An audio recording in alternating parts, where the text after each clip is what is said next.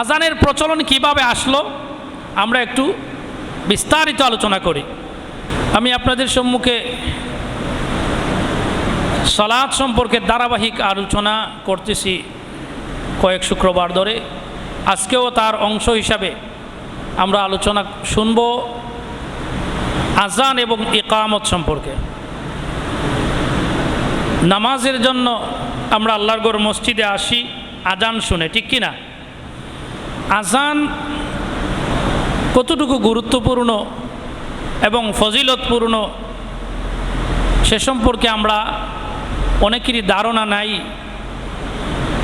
এই আজান সম্পর্কে অথবা আজান যখন হয় এই আজানের আদব কি, এই আজান শুনলে আমাদের কি করতে হয় এগুলো জানার প্রয়োজন আছে না নাই? আছে। প্যারে হাজিরিন, ইসলামের প্রথম যুগে যখন নামাজ আল্লাহ রসুল সাল্লাল্লাহু আলাইহি ওয়াসাল্লাম মেয়ারাজের রাত্রিতে যখন আমাদের উপর নামাজ 5 ওয়াক্ত নামাজ ফরজ হয়ে গেল, এই নামাজ ফরজ হওয়ার পরে সাথে সাথেই আজানের প্রচলন ঘটেনি। আজানের প্রচলন ঘটার পূর্বে নামাজ আমাদের উপর ফরজ হয়ে গিয়েছিল। নামাজের প্রয়োজনে আজানের প্রচলন ঘটেছে। নামাজের প্রয়োজনে, জামাতের গুরুত্বের প্রয়োজনে আজানের প্রচলন আমাদের মাঝে এসেছে। প্যারে হাজিরিন, যখন আমাদের উপর 5 ওয়াক্ত নামাজ ফরজ হয়ে গেল, এই 5 ওয়াক্ত নামাজ ফরজ হয়ে যাওয়ার পরে যেমন ফজর, জুহর, আসর, মাগরিব, এশা, আমাদের মসজিদে 5 বার আজান হয়। আল্লাহর দিকে, মসজিদের দিকে 5 বার, দৈনিক 5 বার মুয়াজ্জিন আমাদেরকে আহ্বান করেন। আল্লাহর দিকে আমাদেরকে ডাকেন কি না? সাক্ষী দেন সবাই, ডাকেন কি না? 5 বার মসজিদ থেকে আজানের ধ্বনি আমাদের কানে যাচ্ছে। এই আজানের ধ্বনি আমাদের কানে যাওয়ার মানে হলো নামাজের সময় হয়ে গেছে, মসজিদে চলে আসো, ঠিক কি না? হাইয়া আলাস সালাহ, সালাতের দিকে আসো, নামাজের দিকে আসো। হাইয়া আলাল ফালাহ, কল্যাণের দিকে আসো, মঙ্গলের দিকে আসো। মুয়াজ্জিন সাহেব দৈনিক 5 বার আমাদেরকে আহ্বান করেন, করেন কি না? করেন। এটা নতুন কিছু না, এটা আল্লাহর রসুলের যুগ থেকে শুরু হয়ে গেছে। প্রিয় উপস্থিতি, যখন নামাজের সময় হয় মসজিদে নববীতে মানে আজানের প্রচলন ছিল না, অপেক্ষা করা লাগতো যে অমুক এখনো আসে নাই, অমুক সাহাবী এখনো আসে নাই। একটা নির্ধারিত সময় ছিল না। অনেক সময় দেখা যেত অনেকের কাজ, অনেকের আমাদের জামেলা আসে না নাই, আমাদের আছে, সাহাবায়ে কেরামদেরও ছিল, অনেক আগে আসছে, অন্যের জন্য অপেক্ষা করতে হচ্ছে, কারণ নির্ধারিত সময় তখনও হয় নাই। যখন সবাই জড়ো হয়ে যেতেন তখন নামাজ শুরু হইত। প্যারে হাজিরিন, আল্লাহর রসুল সাল্লাল্লাহু আলাইহি ওয়াসাল্লাম দেখলেন যে সাহাবায়ে কেরামের মধ্যে একটা দ্বিধাদ্বন্দ্ব দেখা দিল, যে অমুক আগে আসে না, অমুক পরে আসে, এরকম একটা বিভিন্ন ধরনের একটা সমালোচনা শুরু হয়ে গেল। আল্লাহর রসুল সাল্লাল্লাহু আলাইহি ওয়াসাল্লাম সাহাবায়ে কেরামদেরকে নিয়ে জরুরি বৈঠকে বসলেন যে নামাজ যেহেতু পড়া লাগবে, তাহলে নামাজের জন্য আমরা একটা নির্ধারিত সময় আমরা যাতে জামাত আদায় করি, এবং ওই নামাজের জন্য সবাইকে কিভাবে ডাকা যায়, সবাই যেন বুঝতে পারে যে নামাজের সময় হয়ে গেছে, এটা কিভাবে করা যায়। সাহাবায়ে কেরামের সাথে আল্লাহ রসুল সাল্লাল্লাহু আলাইহি ওয়াসাল্লাম মত বিনিময় সভা ডাকলেন। এই সবার মধ্যে সাহাবায়ে কেরামরা বিভিন্ন ধরনের অভিমত তুলে ধরলেন। কেউ বললেন, ইয়া রাসূলুল্লাহ, ইয়া হাবিবাল্লাহ, যখন নামাজের সময় হয়ে যাবে আমরা ঘন্টি বাজাবো। স্কুলে ঘন্টি বাজানো হয়নি, ক্লাস শুরু হওয়ার পূর্বে ঘন্টা আছে, ঘন্টা বাজানো হয়। সাহাবায়ে কেরাম প্রস্তাব দিলেন, ইয়া রাসূলুল্লাহ, যখন নামাজের সময় হয়ে যাবে আমরা ঘন্টা বাজাবো, তখন সবাই বুঝতে পারবো নামাজের সময় হয়ে গেছে। আল্লাহ রসুল সাল্লাল্লাহু আলাইহি ওয়াসাল্লাম বললেন যে ঘণ্টা তো এটা মুসলমানের লক্ষণ না, এটা মুসলমানের লক্ষণ না, কারণ গির্জা কিংবা মন্দিরের মধ্যে তারা ঘণ্টা বাজায়, তাহলে তাদের সাথে তো আমাদের এটা সমান হয়ে গেল। আর কি কোনো প্রস্তাব আছে? আরও কিছু সাহাবায়ে কেরাম প্রস্তাব করলেন, ইয়া রাসূলুল্লাহ, ইয়া হাবিব আল্লাহ, যখন নামাজের সময় হয়ে যাবে আমরা আগুন জ্বালাবো, আগুন জ্বালানোর পরে ধোঁয়া দেখবে সবাই, বুঝবে নামাজের সময় হয়ে গেছে। আল্লাহর রাসূল সাল্লাল্লাহু আলাইহি ওয়াসাল্লাম বলেন, এই পৃথিবীর জমিনে কিছু মানুষ আছে যারা অগ্নি পূজা করে, আছে না নাই? অগ্নি পূজা করে, মাছের পূজা করে, পানির পূজা, বিভিন্ন ধরনের পূজা আছে। এই যে যদি আমরা অগ্নি বা আগুন জ্বালিয়ে আমরা নামাজের দিকে আহ্বান করি, তাহলে তাদের সাথে তো এটা মিলে যায়। এরকম বিভিন্ন সাহাবায়ে কেরাম কয়েকটি প্রস্তাব রাখলেন। আল্লাহর রাসূল সাল্লাল্লাহু আলাইহি ওয়াসাল্লামের কোনোটাই পছন্দ হলো না। আল্লাহর রাসূল সাল্লাল্লাহু আলাইহি ওয়াসাল্লাম বললেন, তাহলে আজকে এখানেই থাক, কোনো ডিসিশন নেওয়ার প্রয়োজন নাই, একটু সময় যাক, দেখা যাক কি করা যায়। এই মতবিনিময় সবাই এখানে শেষ হয়ে গেল। ওই দিন রাত্রে আল্লাহ রসুলের সাহাবী হযরত ওমর রাদিয়াল্লাহু তাআলা আনহু স্বপ্ন দেখলেন, আমরা যেভাবে আজান দেই এরকমভাবে আজান দেই, এরকম আজান হচ্ছে, আজানের ধ্বনি শোনা যাচ্ছে বা নামাজের দিকে আহ্বান হচ্ছে।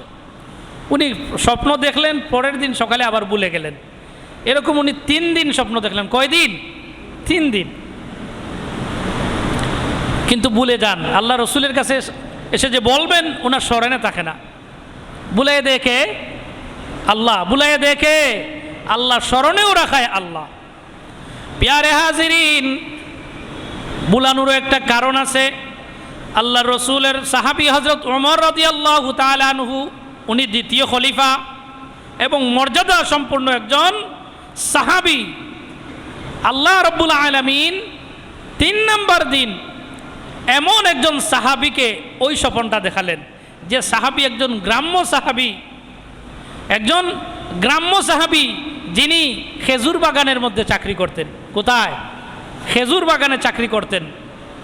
এই যে গ্রাম্য সাহাবী, উনাকে স্বপ্ন দেখালেন। উনার নাম হলো আব্দুল্লাহ ইবনে জায়েদ ইবনে আব্দে রাব্বি। বুখারীর হাদিস বা বিভিন্ন হাদিসের আজানের যে হাদিসগুলো এসেছে, দেখা গেল ওনার থেকে আজানের হাদিস, সুবহানাল্লাহ পড়েন। তিনি আলিম না, একজন সহজ সরল গ্রামের একজন সাহাবী। কাজ করেন কোথায়? খাজুর বাগানে, ঠিক কি না? আমাদের দেশ থেকেও আমাদের অনেক বাঙালি ভাইয়েরা খাজুর বাগানে কাজ করেন। অনেক কষ্টের কাজ, রোদের মধ্যে জলে পুড়েই কাজ করতে হয়।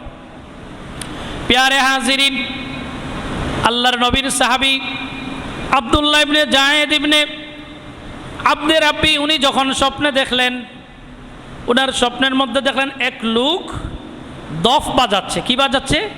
দফ। দফটা কিন্তু ইসলামে জায়েজ আছে, ঢুল না। ঢুল তো 2 দিকে, তবলা একদিকে শুধু দফ। আরবি যারা বিভিন্ন দেশে গেছেন, মিডিল ইস্টে দেখছেন, তারা দফ বাজায়। এরকম দফ বাজাচ্ছে। উনি ডাক দিয়ে বললেন, এই তোমার দফের আওয়াজটা তো বড় সুন্দর, তাহলে তো আমরা এই দফ দিয়ে আজানের জন্য, নামাজের জন্য মানুষকে আহ্বান করতে পারি। উনি বললেন, না, দফ দিয়ে কেন নামাজের দিকে ডাকবা? এর চেয়েও আরো সুন্দর কিছু বাক্য, কিছু কালেমা আমি তোমাকে শিক্ষা দিব। সুবহানাল্লাহ পড়েন।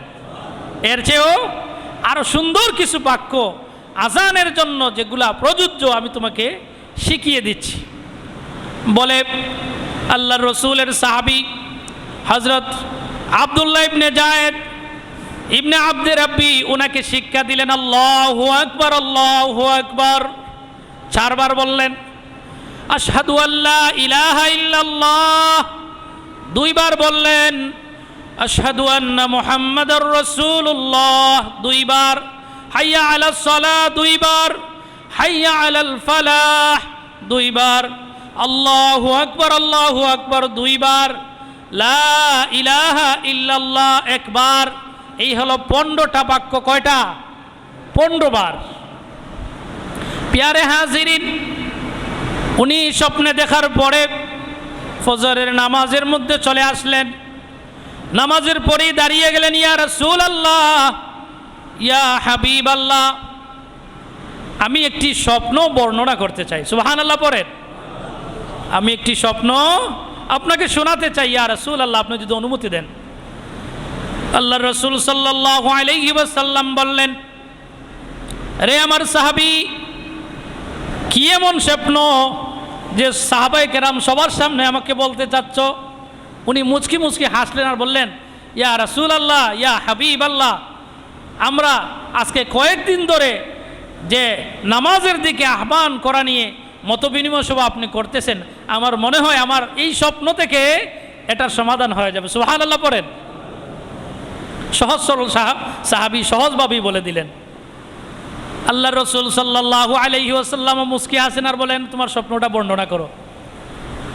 তিনি স্বপ্ন বর্ণনা করলেন। ইয়া রাসূলুল্লাহ, আজকে তো এরকমভাবে স্বপ্ন দেখলাম, ব্যাখ্যা দিলেন। আল্লাহ রসুলের সাহাবীর এই কথা শুনে হযরত ওমর রাদিয়াল্লাহু তাআলা আনহু দাঁড়াইয়া গেলেন। ইয়া রাসূলুল্লাহ, ইয়া হাবিবাল্লাহ, আমার মাতা পিতা আপনার পায়ে কুরবান হোক। ইয়া রাসূলুল্লাহ, আমি তো এই স্বপ্ন 3 দিন ধরে দেখি। কয়দিন ধরে? 3 দিন ধরে একই স্বপ্ন আমিও তো দেখি, কিন্তু আপনাকে যে বলবো আমি তো ভুলে যাই। আমার ভাই আব্দুল্লাহ ইবনে জায়েদ যখন আপনাকে বলল, তখন আমারও মনে পড়ে গেল যে আমি তো 3 দিন ধরে একই স্বপ্ন দেখি। সুবহানাল্লাহ পড়েন। আল্লাহর রাসূল সাল্লাল্লাহু আলাইহি ওয়াসাল্লাম বলেন, রে ওমর, আল্লাহ সুবহানাহু ওয়া তাআলা তোমাকে অন্যান্য দিকে সম্মানী বানিয়েছেন। আমার এই সহজ সরল সাহাবী,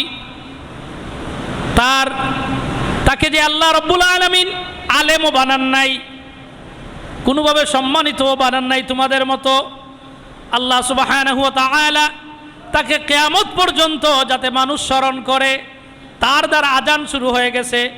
আজানের ধ্বনি, আজানের হাদিসটা তার দ্বারা প্রচলিত হয়ে গেছে। এটা কিয়ামত পর্যন্ত মানুষ তাকে স্মরণ রাখবে। এজন্য আল্লাহ তোমাকে এই স্বপ্নটা বুলিয়ে দিয়েছেন। সুবহানাল্লাহ পড়েন।